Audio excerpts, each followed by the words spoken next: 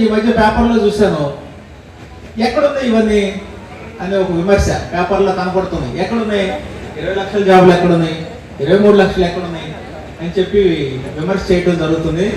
అయితే అంతకంటే అజ్ఞానం, అంతకంటే తెలివి తక్కువతనం ఇంకోటి ఉండదు. ఏదైనా సరే, ఇప్పుడు మామిడి మొక్కలు మనం అందరం వేస్తున్నాం, ఇతను వేయగానే మనం ఫ్రూట్స్ వస్తాయండి? రావు. దానికి గెస్టేషన్ పీరియడ్ ఉంటుంది. ఇతను వేయాలి, మొక్క రావాలి, 2.5-3 సంవత్సరాలు నడవాలి, తర్వాత మనం ఫ్రూట్ తీసుకుంటుంటాం. ఇండస్ట్రీ కూడా అంతే. ఇప్పుడు ఆర్సెలర్ స్టీల్ వచ్చిందంటే పునాది వేయటం జరిగింది. పర్మిషన్ తీసుకురావడానికే 1 సంవత్సరం పడుతుంది. ఏదైనా సరే పర్మిషన్స్, ల్యాండ్ ఎక్విజిషన్కి, దాని తర్వాత పునాదులు వేయాలి, కన్స్ట్రక్షన్ చేయాలి, తర్వాత ఎంప్లాయ్మెంట్ క్రియేషన్ అవుతుంది, తర్వాత ఆర్థిక వ్యవస్థ బాగుపడుతుంది. కాబట్టి ఈ పీరియడ్ అంతటికి మనకి 1.5 సంవత్సరం 2 సంవత్సరాలు పడుతుంది. 2 సంవత్సరాల తర్వాత మనం చూడబోయేది స్వర్ణయుగం. ఆ 2 సంవత్సరాలను ఓపిక పట్టలేక ఏదో 23 లక్షలు మీరు ఏదో అగోతలు చెప్తారని చెప్పి విమర్శిస్తారు. ఈ విషయాన్ని మనం ప్రజల్లోకి తీసుకెళ్ళాలి. వీడెవడో విమర్శిస్తున్నాడు, ఇది తప్పు, వీడికి జ్ఞానం లేదు, మనం చేయాల్సింది ఇది, దీనికి టైం ఉంది, ప్రతిదానికి ఒక టైం ఉంది, ఈ టైం ప్రకారం వస్తాయి. ఖచ్చితంగా మనం చూస్తాం నెక్స్ట్ 2 ఇయర్స్లో ఈ ఇండస్ట్రీస్ అన్నీ వస్తాయి. పునాదులు వేస్తున్నారు. గూగుల్ డేటా పునాది అయిపోయింది, ఆర్సెలర్ పునాది అయిపోయింది, ఇక్కడ అనౌన్స్ చేశారు, దీనికి కూడా అయిపోతుంది. తర్వాత కర్నూలు దగ్గర ఇండస్ట్రియల్ నోడ్ చెప్పారు, దానికి కూడా పునాదులు అయిపోతున్నాయి. కానీ టైం పడుతుంది. ఈ అవగాహన లేని వాళ్ళు విమర్శ చేస్తున్నారు. ఇది కాదురా నాయన, మీకు అవగాహన లేదు, మీకు తెలివి తక్కువ తనది అని చెప్పి మనం చెప్పాల్సిన బాధ్యత మన అందరి మీద ఉంది. అవగాహన కల్పించాల్సిన బాధ్యత మన మీద కూడా ఉంది. మనం ఇప్పుడు పెన్షన్ తీసుకున్న వాళ్ళు, స్త్రీలు, ఈ దూరం ఇంత దూరం ఇది జరుగుతుందని చెప్పి తెలియకపోవచ్చు. కానీ అవి తెలియజేయడానికే ఈ సభలో మనం అందరం ఇక్కడ గ్యాదర్ అయ్యాం. అవి తెలియజేయడానికే మేమంతా ఇవి మాట్లాడుతున్నాం. ఈ విషయాలు పదే పదే మాట్లాడతాం. ఒకసారి చెప్పి నెక్స్ట్ టైం రిపీట్ అయిందని చెప్పి కొంతమంది ఇబ్బంది పడుతున్నారు. ఒకసారి కాదు 10 సార్లు చెప్తాం. ఎందుకంటే ప్రజల మైండ్లో ఇది రిజిస్టర్ అవ్వాలి. మనం చేస్తున్న అభినందన ప్రజల మైండ్లో ఎక్కిపోవాలి. వాళ్ళు కూడా ఇదే విషయాన్ని మనం విమర్శించే వాళ్ళకి, లేకపోతే వైసీపీ వాళ్ళకి చెప్పగలగాలి. ఒకసారి చెప్తే చెప్పలేకపోతున్నారు. 10 సార్లు కాదు 20 సార్లు అయినా మనం చెప్పి దాన్ని వాళ్ళు విమర్శలు ఎదుర్కొనాలి. ఈ విమర్శకు ఒకటే మార్గం. మొన్న సభలో కూడా చంద్రబాబు నాయుడు గారు చెప్పారు, విమర్శకు ఒకటే మార్గం, మన అభివృద్ధిని చూపించడమే. ఈరోజు అన్ని విషయాల్ని ఇక్కడ ఉన్న నాయకులు ప్రతి ఒక్కరూ మాట్లాడడం జరిగింది. చిత్తూరు ప్రజలు 2024లో కూటమి ప్రభుత్వానికి 94% మ్యాండేట్ ఇచ్చింది. ఏ రాష్ట్రంలో లేని విధంగా మన రాష్ట్రంలో 163 సీట్లు గెలవడానికి అహర్నిశలో కష్టపడిన కూటమి ప్రభుత్వ నాయకులకు అందరికీ కూడా మీ అందరి తరఫున హృదయపూర్వక నమస్కారాలు తెలియజేసుకుంటూ, ముఖ్యంగా మా ముఖ్యమంత్రి శ్రీ నారా చంద్రబాబు నాయుడు గారు, అలాగే వారి తనయుడు, మనందరి ప్రియతమ యువ నాయకుడు నారా లోకేష్ గారికి కూడా నా ప్రత్యేక ధన్యవాదాలు. ఎందుకంటే నాలాంటి వ్యక్తిని గుర్తించి నాకు ఒక అవకాశం ఇచ్చి చిత్తూరుకు పంపితే చిత్తూరు నియోజకవర్గ కూటమి నాయకులు, ప్రజలు పెద్ద ఎత్తున 15,000 మెజారిటీతో గెలిపించారు. ఎప్పటికీ వారికి రుణపడి ఉంటాను. ఎందుకంటే ఇది నా కోరిక కాదు, నా తండ్రి కోరిక. ఒక తండ్రి కోరికను తీర్చడానికి ఒక పుత్రుడు పడే తాతలాట ఎలా ఉంటుందంటే నాలా ఉంటుంది. నాకు అవకాశాన్ని కల్పించిన కలియుగ రాజకీయ దైవం నారా చంద్రబాబు నాయుడు గారికి ఎప్పటికీ నేను రుణపడి ఉంటాను. ఎందుకంటే తండ్రి జన్మనిచ్చిన వ్యక్తి ఒక కోరిక కోరితే ఆ కోరిక తీర్చడానికి ఎంత కష్టం అనేది అది నా ఒక్కడికే తెలుసు. అయితే వచ్చిన తర్వాత ఇక్కడ చిత్తూరు నియోజకవర్గంలో పెద్ద దిక్కుగా మనందరి భీష్మాచార్యుడు, ఎన్నో రకరకాల టైటిల్ ఉంటాయి. ఎందుకంటే 43 సంవత్సరాలుగా ఈ పార్టీలో అహర్నిశలో కష్టపడే వ్యక్తి మనందరి అన్న దొరబాబు అన్న. మమ్మల్ని 6గురిని కలిపి కలుస్తారో లేదో, ఎవరికి ఇస్తే ఎవరు ఏమవుతారని చాలా మంది అనుకునే వాళ్ళు. కానీ మేమందరం కలిసిమెలిసి ఒక కుటుంబం లాగా చిత్తూరు నియోజకవర్గంలో కలిసి తిరుగుతా ఉంటే ప్రజలకు చాలా సంతోషం. చిత్తూరు అంటేనే బయట వారికి భయము. చిత్తూరు టౌన్ అంటే ఎప్పుడు ఇక్కడ రౌడిజము లేదా గలాటలు ఉంటాయి, ఇక్కడ అభివృద్ధి లేదు. చిత్తూరు వారంతా బెంగళూరు, అసలు బెంగళూరులో చిన్న చిత్తూరు అంటారు, హనుమంత నగరు ఆ ఏరియాలో ఇటుమడుగు కత్తెరకుప్ప అంతా పోతే ఆ కర్ణాటక ప్రజలు చెప్తారు, ఏమయ్యా మీ చిత్తూరులో ఎవరు లేదు, అంతా ఈడే ఉన్నారు కదా మీ వాళ్ళు అంటూ ఉంటారు ఎప్పుడైనా మేము ఈ కర్ణాటకకు సంబంధించిన ప్రోగ్రాంలకు పోయినప్పుడు. అయితే ఆ భగవంతుడు కలియుగ దైవం ఆశీస్సులతో వెళ్ళిన ప్రతి ఒక్కరు కూడా మంచి స్థానం పొందారు. ఈరోజు నిజంగా కూడా మనమందరూ సంతోషపడాలి. చిత్తూరు నియోజకవర్గానికి ఏమేమి జరిగింది అనేది ఇప్పటిదాకా చాలా మంది చాలా చెప్పారు. మన ముఖ్యమంత్రి గారు చెప్పిన 48 గంటల్లో చిత్తూరులోనే ఫస్ట్ అన్నా క్యాంటీన్ ప్రారంభించారు. మన చిత్తూరు అన్నిటికీ నెంబర్ 1 ఉండాలనే నా కాంక్ష ఆనాటి అధికారులు ఆనాటి కలెక్టర్ సహకరించి 48 గంటల్లో దాన్ని ప్రారంభించడం జరిగింది. అలాగే సీఎం రిలీఫ్ ఫండ్ కింద అనేక మంది చిత్తూరులో కార్యకర్తలు కావచ్చు, ప్రజలు కావచ్చు, ఆర్థిక పరమైన సహకారం కావాలని వచ్చి ప్రజా దర్బార్లో అర్జీ పెట్టుకుంటే దగ్గర 350 మందికి 4 కోట్ల రూపాయలు ఇవ్వడం జరిగింది. మీరు మన ముఖ్యమంత్రి గారికి ఈ విషయంలో బలంగా చప్పట్లు కొట్టాలి. ఎందుకంటే ఏ రాష్ట్రంలో కూడా సీఎం రిలీఫ్ ఫండ్ ఇంత పెద్ద ఎత్తున ఎవరికి ఇస్తలేదు, మన ముఖ్యమంత్రి గారు ఇస్తున్నారు. అలాగే అప్పుడేగా మా గ్రీష్మ గారు చెప్పినట్టు ఆ ఫారెస్ట్ రోడ్లో జరిగిన ఒక చిన్న ఇన్సిడెంట్, నేను ఆ రోజు అసెంబ్లీలో ఉన్నా.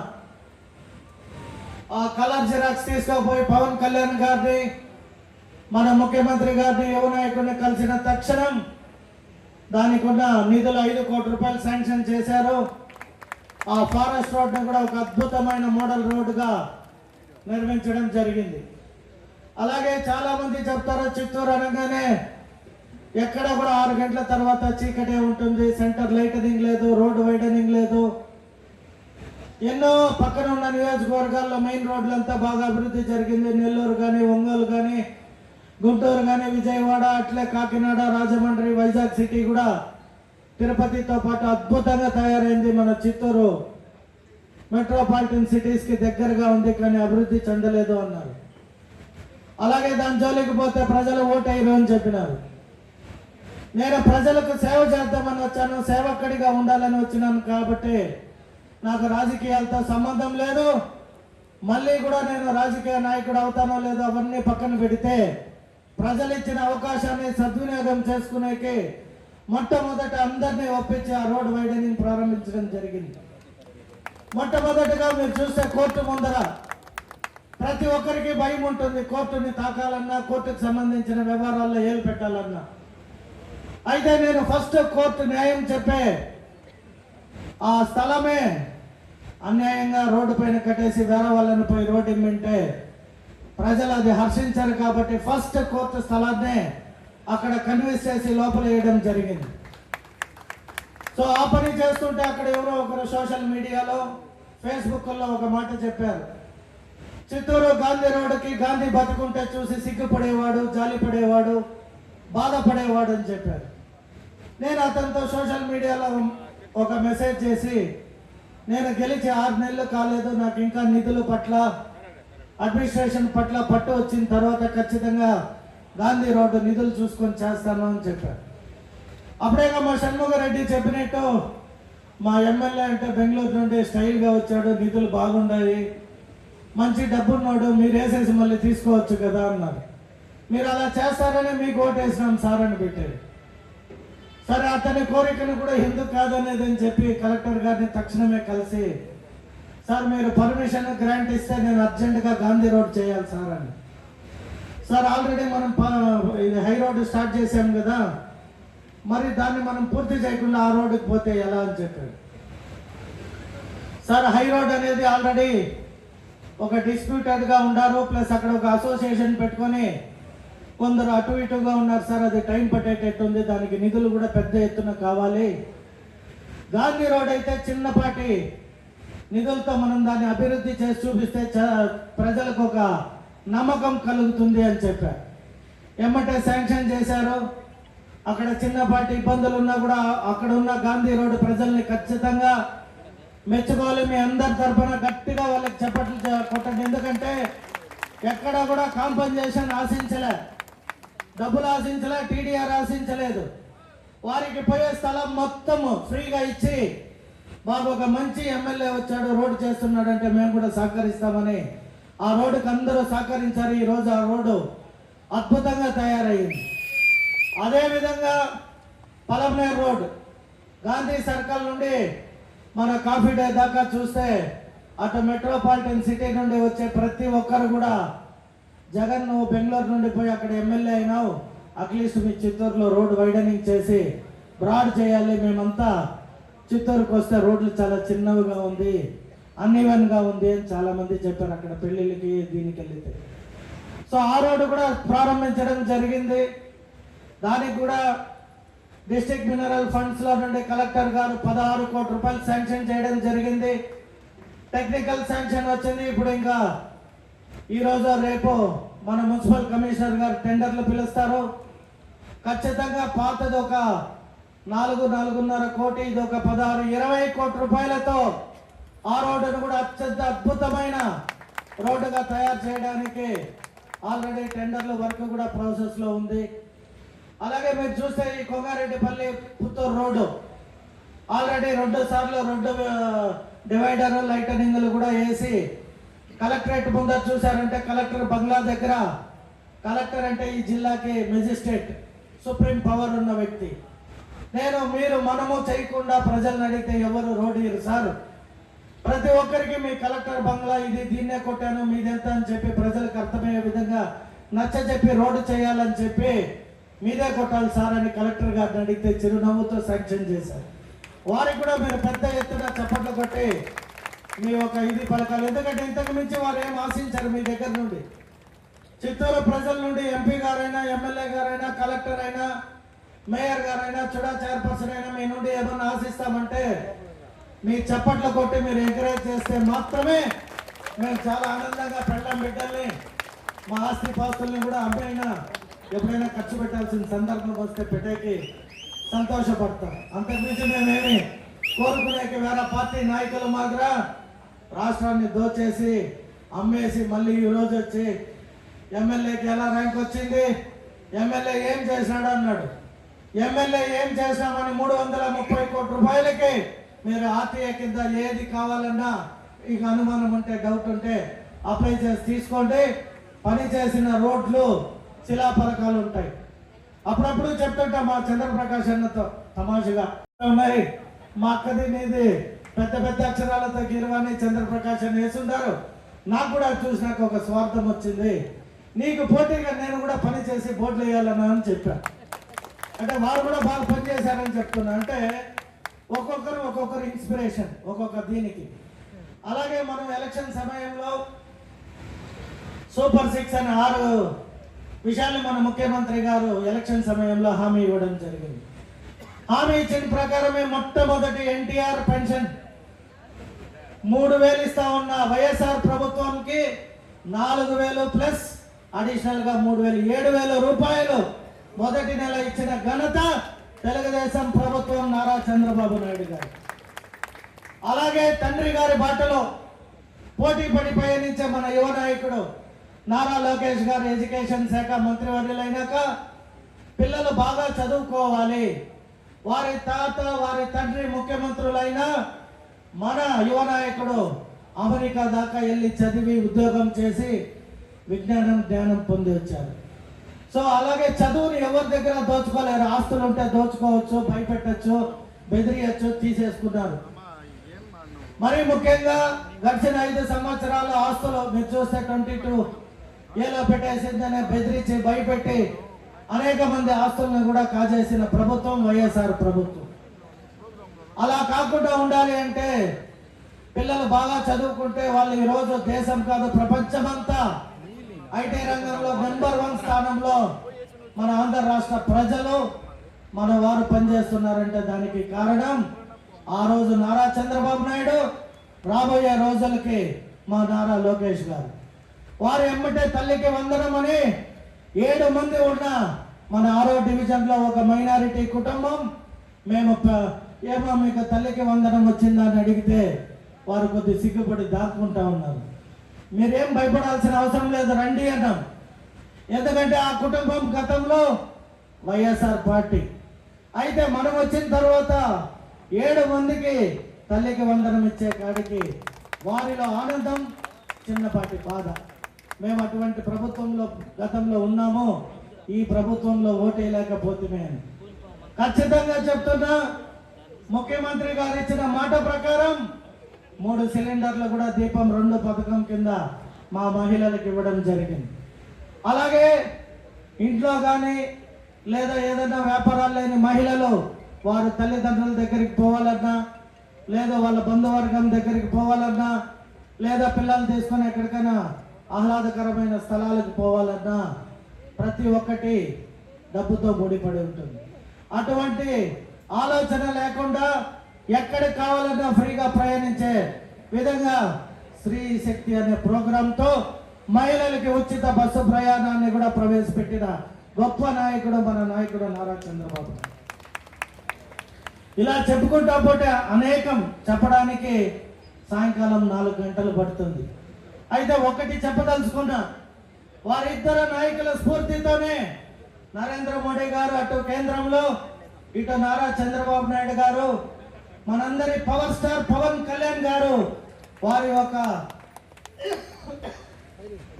మంచి సదుద్దేశంతో మా యువ నాయకుడు నారా లోకేష్ గారు, ఈ అందరి స్ఫూర్తితో నేను మా ఎంపీ గారు కూడా మా చిత్తూరు అంటే నెంబర్ 1 స్థానంలో నిలవాలి అభివృద్ధిలో అని చెప్పి ఎప్పుడు ఆరాట పడుతుంటాం, ఎప్పుడు సమయం దొరికినా మాట్లాడుకుంటా ఉంటాము. అప్పుడే చెప్పినట్టు కేంద్ర విద్యాలయం మన రాష్ట్ర ముఖ్యమంత్రిది కూడా ఇదే జిల్లా కుప్పానికి ప్రాతినిధ్యం వహిస్తున్నారు. అది కుప్పానికి వెళ్ళిపోయింది కేంద్ర విద్యాలయం. ఒక రోజంతా చాలా బాధ ఉండింది. ఏం రా మా ముఖ్యమంత్రి గారికి అన్నీ ఉన్నాయి కదా, ఇదన్నా మనకు వస్తే బాగుండేమో అని. ఎమ్మటే మళ్ళీ నేను మా ఎంపీ గారు మాట్లాడి మాకు బాగా పరిచయం ఉన్న వ్యక్తి ద్వారా పైన మళ్ళీ ప్రెజర్ చేసి మళ్ళీ ఇంకొకటి కూడా సాధించడం జరిగింది. అది మన చిత్తూరుకి సంతపేటకు రావడం జరిగింది. ఖచ్చితంగా రానున్న రోజుల్లో 2 సంవత్సరాల్లో కేంద్ర విద్యాలయం బిల్డింగ్ పూర్తయితుంది. 3వ సంవత్సరంలో చిత్తూరు పేద ప్రజలకి మంచి నాణ్యమైన విద్యనివ్వడానికి మనం కేంద్ర విద్యాలయాన్ని పూర్తి చేస్తామని తెలియజేసుకుంటూ, అలాగే అదే సంతపేటకి త్రాగునీరు కూడా చాలా ఇబ్బందికరంగా ఉంటే మన ఎన్టీఆర్ జలాశయం నుండి పైప్ లైన్ వేసి ప్రారంభోత్సవానికి సిద్ధంగా ఉంది. అక్కడ ఏదో చిన్నపాటి టెక్నికల్ ఇష్యూ వల్ల పోస్ట్ పోన్ అవుతా ఉంది. బట్ రానున్న 15 రోజుల్లో పెద్ద ఎత్తున ఆ పైప్ లైన్లు కూడా ప్రజలకు నీరు అందించే విధంగా ఓపెనింగ్ ఉంటుంది. అలాగే టిట్కో ఇండ్లు మీరంతా గమనించుంటారు. తెలుగుదేశం పార్టీ నారా చంద్రబాబు నాయుడు గారి కృషితో ఆ టిట్కో ఇండ్లు కట్టడం ప్రారంభించాం. మనం అనివార్య కారణాల వల్ల ఓటమి చెందిన తర్వాత ఒక బ్లూ పెయింట్ మాత్రం ఎత్తుకొని పోయి కొట్టిపెట్టారు. మనమే గడిచిన 5 సంవత్సరాల్లో 14 నుండి 19 దాకా దాన్ని బాగా అభివృద్ధి చేసి కంప్లీషన్కి తెచ్చినాం. అయితే వైసీపీ వాళ్ళకి అది జలస్. చంద్రబాబు నాయుడు గారికి ఏడ మంచి పేరు వస్తుందో అని ఆయనను బ్లూ పెయింట్ కొట్టేసి ఏవో పత్రాలు టకటకటకని గడిచిన సీఎం గారి ఫోటో వేసి ఇచ్చేయడం జరిగింది. అక్కడ ఏ మౌలిక సదుపాయాలు కదిపించలేదు. తర్వాత మన ముఖ్యమంత్రి గారు వచ్చిన తర్వాత మేము పోయి అందరూ ఎమ్మెల్యేలు ఇలా జరిగింది అని చెప్తే మన మున్సిపల్ శాఖ మంత్రి వర్యుల్ని పంపించి అన్ని టిట్కో హౌసెస్ని ఇక్కడ ఉన్న కమిషనర్ల ద్వారా రిపోర్ట్లు నివేదికలు తెప్పించుకొని అద్భుతంగా తయారు చేసి మళ్ళీ మనం వారికి బీగాలు ఇవ్వడం మొన్న జరిగింది.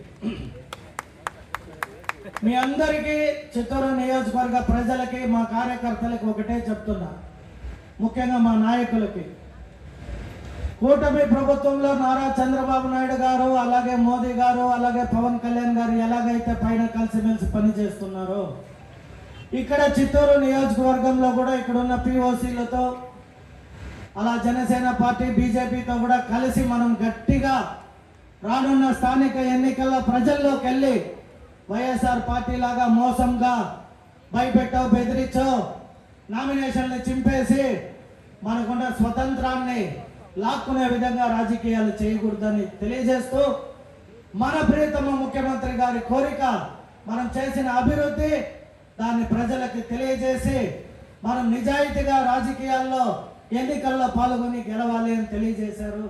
ఖచ్చితంగా ప్రజలు మనకి ఓటేస్తారు. దాన్ని మనం ప్రజల్లోకి వెళ్ళాలి.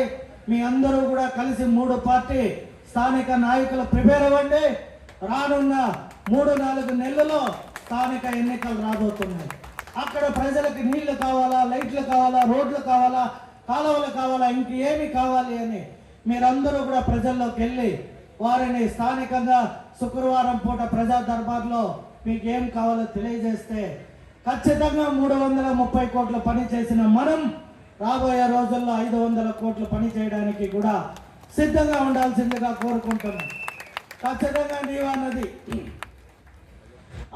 నది పైన బ్రిడ్జ్లు, ఆ రిటర్నింగ్ వాల్ చేయబోయేది కూడా తెలుగుదేశం ప్రభుత్వం, తెలుగుదేశం పార్టీ నాయకులను తెలియజేస్తున్నాం. అలాగే మీరు చెప్పినట్టు రోడ్లన్నీ కూడా విస్తరణ జరిగి స్ట్రీట్ లైట్లతో ప్రతి ఒక్క చిత్తూరుకి మనం స్మార్ట్ టౌన్ చేస్తామని ఎలక్షన్ సమయంలో హామీ ఇచ్చాం. ఆ హామీ ప్రకారం ఖచ్చితంగా మనం అందరూ అప్పుడే చెప్పినట్టే ఎంపీ ఎమ్మెల్యే వాళ్ళు ఎవరో చూసుకుంటారులే మనకేమి అనే ఆ ఒక చిన్నపాటి యామారింపు మీ దగ్గర ఉండకూడదు. మేము ఎలా కష్టపడతామో మీరు కూడా అలా కష్టపడితే మాత్రమే అది జనాల్లోకి వెళ్తుంది. స్థానికంగా వారి సమస్యలు పూర్తవుతాయి. వారి సమస్యలు పూర్తయితేనే మీకు ఓట్లు వేస్తారు. అంటే మీకు ఓట్లు అంటే మనకి, మన పార్టీలకి. కాబట్టి 3 పార్టీల వాళ్ళకి ఈరోజు ఈ స్టేజ్ పైన రానున్న 100 రోజుల్లో మన ముందర పెద్ద టార్గెట్ స్థానిక ఎన్నికలు. ఆ ఎన్నికలే మన మ్యాండేట్ రాబోయే 2029 ఎన్నికలు. కాబట్టి దాన్ని మీరు ఎంత జాగ్రత్తగా ముందుండి నడిపిస్తారనేది స్థానిక నాయకులకి, నాయకత్వానికి కోరుకుంటూ, లాస్ట్ బట్ నాట్ లీస్ట్, రాజకీయం అన్నాక అనేక రకాలు ఉంటాయి. అప్పుడే ఒక లేడీ చెప్పినట్టు వైఎస్ఆర్ పార్టీ కార్యకర్తలు కూడా మన దగ్గరకు వచ్చి బండ్లు తీసుకుపోయారంటే అది మన గొప్పతనం. మనం అందరినీ చిత్తూరు నియోజకవర్గ ప్రజలకి మంచి చేస్తానని నేను హామీ ఇచ్చిన. అలాగే మీ అందరికీ ఈరోజు ఒక విషయాన్ని తెలియచేయాలి. అది నాకు ఇష్టంలే, బట్ మనసులో ఉంది చెప్తున్నా. ఎవరో కొందరు వైఎస్ఆర్ పార్టీ నాయకులు కావచ్చు, లీడర్లు కావచ్చు, నా పైన మన పార్టీ గురించి ఏవో కొన్ని కామెంట్స్ అంతా పెడుతున్నారు. అప్పుడేగా కవిత గారు చెప్పినట్టు నేను ఏమి నా ప్రజలకు తెలుసు. నా జీవితంలో 44 సంవత్సరాలు ఏ రోజు ఎక్కడ ఒక స్టేషన్ పోయి కేసు కానీ, ఎక్కడ కూడా అన్యాయంగా ఎవరి దగ్గర దోచుకున్నట్టు కానీ, లేదో చిత్తూరుకు వచ్చి ఎమ్మెల్యే ఇక్కడ ఏదో సాధించాలని కానీ నేను ఏ రోజు రాజకీయాలకు రాలేదు. ఒక మంచి ఆలోచనతో వచ్చిన వ్యక్తిని నేను. వాళ్ళ రాజకీయాలకు వచ్చేటప్పటికే వాళ్ళ పైన నేరాలు, ఘోరాలు అన్నట్టు ఎన్ని కేసులు ఉన్నాయి, ఎన్ని కేసులు తొలగించుకున్నారో. అలాగే వాళ్ళు చెప్తారు చిత్తూరులో గంజాయి అమ్ముతున్నారు, చిత్తూరులో లాటరీ జరుగుతుంది, చిత్తూరులో పేకాట జరుగుతుంది, చిత్తూరులో అవి జరుగుతున్నాయి, ఇవి జరుగుతున్నాయి అంటూ ఏవో ఓర్చుకోలేనితనం. అంటే చిత్తూరు ఇంత అభివృద్ధి చేస్తారా అని ఎవరు ఊహించలే. ఆ బెంగళూరు నుండి వచ్చిన ఎమ్మెల్యే ఏసీలో వచ్చాడు, ఏసీ కారులో ఉన్నాడు, ఆయన ఏసీలోనే ఉండిపోతాడు అనుకున్నారు. ప్రజలతో మమేకమై ఇలా పని చేసి చిత్తూరుకి ఈ స్థాయి గుర్తింపు తెస్తాడని వాళ్ళు ఊహించలే. ఒక ఎమ్మెల్యేకి ఒక 10వ ర్యాంక్ వచ్చింది అని చూడగానే వాళ్ళు జీర్ణించుకోలేక నా పైన నిన్న ఏవేవో పెట్టారు. అంటే వాళ్ళు ఏదో పెట్టారు కదా అని చెప్పి నేనేం డిమోరలైజ్ అయ్యే వ్యక్తిని కాదు. వాళ్ళు చెప్పిన వాటిని, వాళ్ళు చేసే పనులని వాళ్ళతోనే ప్రజల ముందర దోషిగా నిలబెట్టే రోజు వస్తుంది. ఈ చిత్తూరులో ఎవరు లాటరీ నడిపించారు, ఎవరు గంజాయి అమ్మినారు, ఎవరు కల్తీ లిక్కర్ అమ్మినారు, ఎవరు ఈ చందనం, ఎర్ర చందనం కానీ లేదా శాండ్ కానీ, శాండిల్ కానీ అవన్నీ వాళ్ళ నామినేషన్ దాఖలాల్లో పెట్టుకున్నవారు. నేను నిజాయితీగా చేసిన వ్యాపారాన్ని నేను నా డాక్యుమెంట్ సబ్మిట్ చేసి నామినేషన్ దాఖలు చేసి ఎమ్మెల్యే మేము ముందర అయిన వ్యక్తిని. కాబట్టి వారందరికీ రేపు రానున్న స్థానిక ఎన్నికల్లో మా కార్యకర్తలు ప్రజల బుద్ధి చెప్తారని ఆశిస్తూ, ఇంకా మీ యొక్క ఎంకరేజ్మెంట్ ఓటు రూపంలో కూటమి ప్రభుత్వానికి వేసి 60కి 60 గెలిపించిన రోజు ఈ చిత్తూరు ఆంధ్ర రాష్ట్రంలోనే నెంబర్ 1 మున్సిపాలిటీ కార్పొరేషన్ గా తీర్చిదిద్దే బాధ్యత నేను, మా ఎంపీ గారు, మా మేయర్ గారు, కాబోయే మేయర్ గారు, లేదా ఇప్పుడున్న చూడా చైర్పర్సన్ గారు, మేమందరూ కూడా తీసుకొని సమిష్టిగా ఇక్కడ ఉన్న నాయకత్వం అందరూ పని చేస్తామని తెలియజేసుకుంటూ, ఇంత అద్భుతమైన అవకాశాన్ని కల్పించిన చిత్తూరు నియోజకవర్గ ప్రజలకి, కూటమి నాయకులకి ప్రత్యేకమైన ధన్యవాదాలు తెలియజేసుకుంటూ సెలవు తీసుకుంటున్నా.